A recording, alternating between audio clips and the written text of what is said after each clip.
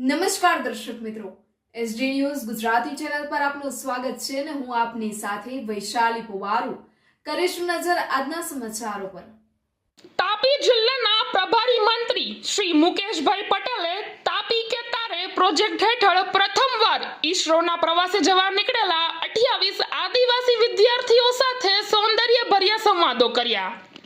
સુરત એરપોર્ટના સભાગૃહમાં યોજાયેલા આ કાર્યક્રમમાં મંત્રીશ્રીએ બાળકોની પ્રથમ હવાઈ મુસાફરી, વિજ્ઞાન પ્રત્યેની રુચિ અને ભવિષ્યના કારકિર્દી લક્ષ્યાંકો અંગે ચર્ચા કરી તેમને પ્રોત્સાહિત કર્યા।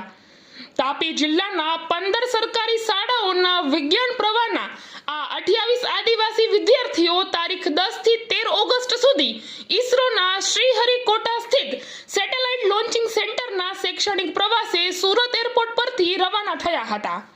મંત્રીશ્રીએ વિદ્યાર્થીઓને વડાપ્રધાનશ્રીને પોતાના આ ઈસરો પ્રવાસના યાદગાર અનુભવો વર્ણવતો પત્ર લખવાનો પણ અનુરોધ કર્યો।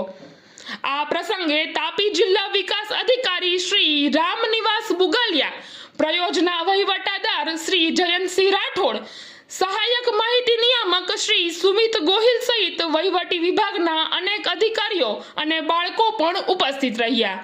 Reporter Hitesh Rana, SD news Gujarati, Vyara, Tapi.